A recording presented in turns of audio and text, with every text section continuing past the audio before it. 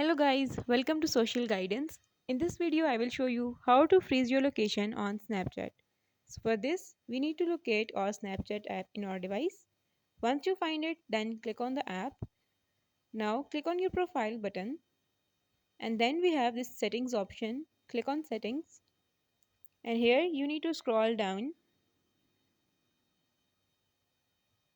until you find see my location option. Click on it. Now here we have two options, that is hide my live location.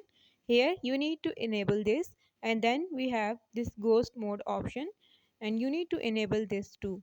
When you enable these two options, your location will be freeze on Snapchat.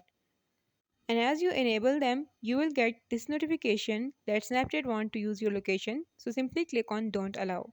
In this way, you can freeze location on Snapchat. If this video helped you, leave a like on the video and make sure to subscribe us. Thank you for watching. Bye.